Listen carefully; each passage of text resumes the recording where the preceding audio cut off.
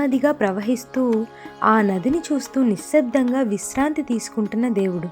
ఆ దేవుడే శ్రీ తల్పగిరి రంగనాయకుల స్వామివారు. నెల్లూరు పట్టణానికి హృదయంలా నిలిచిన ఈ ఆలయం కేవలం ఒక పూజా స్థలం కాదు. ఇది కాలం, కథ, కర్మ మూడు కలిసిన ఒక జీవింత సాక్ష్యం. తల్పగిరి అన్న పదం రెండు అర్థాలని కలిగి ఉంది. తల్పం అంటే ఆదిశేషుడి పడక, గిరి అంటే కొండ. అంటే ఆదిశేషుడు స్వయంగా కొండగా మారి ఆ పడక మీద విష్ణువు విశ్రాంతిగా తీసుకున్న స్థలం. ఇది ఈ క్షేత్రానికి సంబంధించిన స్థల పురాణం. ఈ ప్రాంతం ఒకప్పుడు అరణ్యం ప్రాంతంలా ఉండేది. అయితే ఇక్కడే కశ్యప మహర్షి ఒక మహాయాగం చేశారు. అదే పౌండరీక యాగం. ఆ యాగానికి తృప్తి చెందిన శ్రీ మహావిష్ణువు ఇక్కడే నేను శాశ్వతంగా నివసిస్తాను అని వరమిచ్చాడని స్థల పురాణం చెబుతుంది. అప్పుడే వైకుంఠం నుంచి భూమిపైకి రంగనాథ స్వామిగా అవతరించాడు. అందుకే ఇది భూమిపై వైకుంఠం అని కూడా పిలుస్తారు. గర్భగుడిలో ఉన్న స్వామి సాధారణం కాదు. ఇక్కడ స్వామి అనంతశయన భంగిమలో ఉంటారు. కానీ ఒక ముఖ్యమైన విషయం, ఈ స్వామి పడమటి దిశగా దర్శనమిస్తారు. ఇది చాలా అరుదైన విషయం. చాలా ఆలయాలు తూర్పు ముఖంగా ఉంటాయి. కానీ ఇక్కడ స్వామి పెన్నా నదిని చూస్తూ విశ్రాంతి తీసుకుంటారు. దీనికి ఒక అర్థం ఉంది. జీవితం ఎలా ప్రవహిస్తుందో చూస్తూ మనిషికి నిశ్శబ్దం నేర్పే భంగిమ. అమ్మవారు ఇంకా సృష్టి రహస్యం.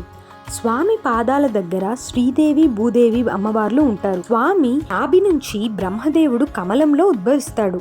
ఇది కేవలం శిల్పం కాదు. సృష్టి మొదలు లయ వరకు అన్నీ నారాయణుడి నుంచే. ఇప్పుడు ఆలయ చరిత్ర గురించి మాట్లాడుకుందాం. అది పల్లవుల కాలం, అంటే 7 నుంచి 8వ శతాబ్దం మొదటి ఆలయ నిర్మాణం. విష్ణు ఆలయ శైలి స్పష్టంగా కనిపిస్తుంది. తర్వాత చోళుల కాలం, ఇది 12వ శతాబ్దం.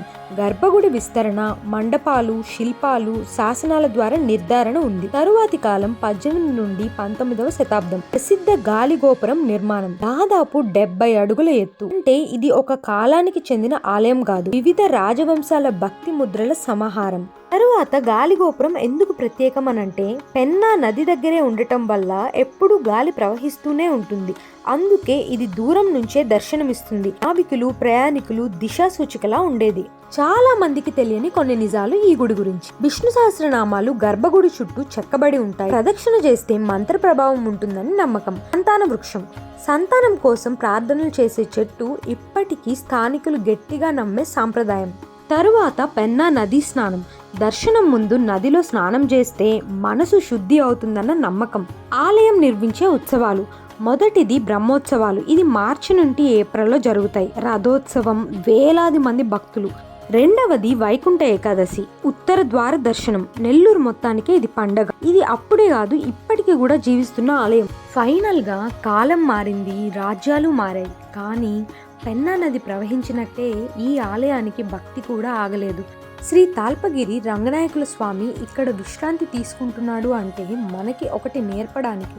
ప్రపంచం పరిగెడుతుంటే కొంచెం ఆగి శాంతంగా ఉండడం కూడా ఒక దైవ లక్షణమే అని చెప్పాలి.